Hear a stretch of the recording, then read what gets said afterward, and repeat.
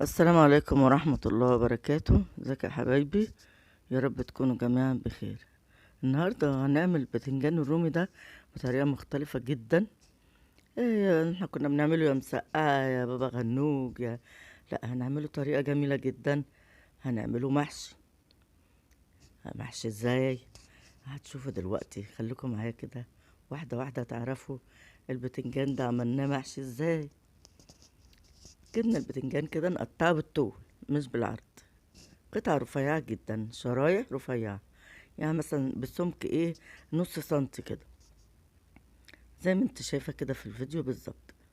بصي، بحيث ان بصي الحتة بتبقى طرية، وهو ما شاء الله البتنجان بتنجانتين بيض من جوه قشطة، مفهومش بذر بقى ولا اي حاجة، وزي العسل. ابتدي بقى ارصهم في مصفى كده عشان انزل المية منهم، عشان انا مش عايزة المية اللي في البتنجان. خلاص، كأنك هتحمريه، ما احنا بنعمل الطريقة دي لما نكون بنحمره في زيت عشان ما يشربش زيت. لا، انا برضه هعمل نفس الطريقة وارش عليه طبقات كده ملح، واسيبه ينزل المية اللي فيه خالص، انا مش عايزة المية اللي فيه دي خالص، واركنه على جنب شوية. عندي بطاطستين كده ما سلقتهم، وابتديت اهرسهم زي ما انتم شايفين كده بالهرسة اهو، وهحط عليها قطعة زبدة كده تطعمها اهي، حتة زبدة، حتة سمنة، شوية زيت. زيت طبعا نضيف وكده، مش زيت ليه ريحة، بس افضل حتة الزبدة او حتة سمنة يعني. وعندي التوابل، عندي معلقة صغيرة من كل حاجة، بابريكا وتوم باودر وبصل باودر وفلفل اسود وتوابل لحمة. انا عايزة تديها طعم اللحمة، يلا بقى قطيعة. انا عايزة البطاطس دي بتبقى بطعم اللحمة. احنا لازم نحارب غلاء اللحمة. هنخترع يا ستات بيوت، اختراعوا في البيت اكل كأنك بتاكلي لحمة وافيد كمان من اللحمة. خلاص كده، اجيب بقى شوية خضرة كده بكفة ايدك كده، وتروح حطاهم كأنك بتعملي كفتة. الكفتة دي مش من اللحمة، لا، هنعمل الكفتة دي من البطاطس. وهنشوف دلوقتي كفتة البطاطس دي احنا هنعمل بيها ايه. جبت بقى البتنجان بعد ما انزل ميته خالص، برضه هحاول انشف المية بتاعته لان انا غسلته من الملح.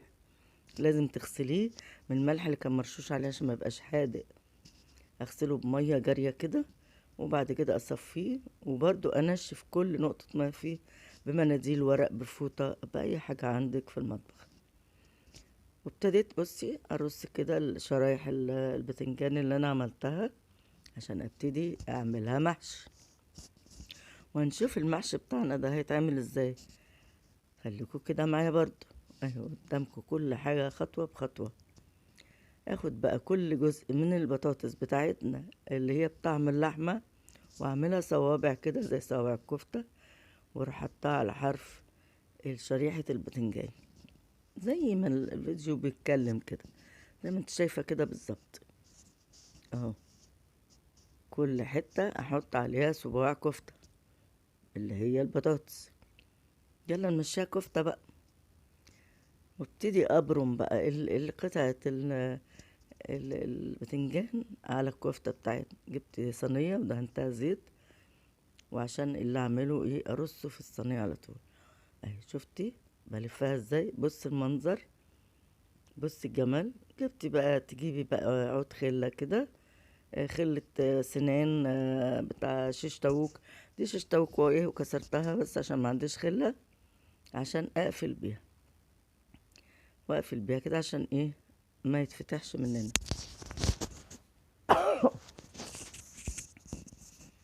اللهم صل وسلم على سيدنا محمد. تسمي كده بالله وتعملي الصوابع بتاعتك كلها. البتنجان اللي حشيناه بالكفتة، الكفتة اللي هي البطاطس، عملناها كفتة وبطعم الكفتة، ما احنا حطينا لها توابل الكفتة اهو. عملت هخلص الكمية كلها زي ما انت شايفة كده، واقفلهم بعود الخل. لقيت نص عود الخل، نص عود العصيان بتاعت الشيشتاوك، لقيتها نصها كبير شوية، فقطمت منها حتة عشان ما تبقاش طويلة اوي في الصينية. تبقى لو عندك خلة بتاعت السنان يبقى افضل. شايفين بعمل الباقي اهو، ده اخر حبة عندنا. هما بتنجانتين اتنين اللي عملتهم. عايزة تعملي اكتر اعملي، مفيش مشكلة. انت كده كده هتعملي جنبيها اي حاجة تانية.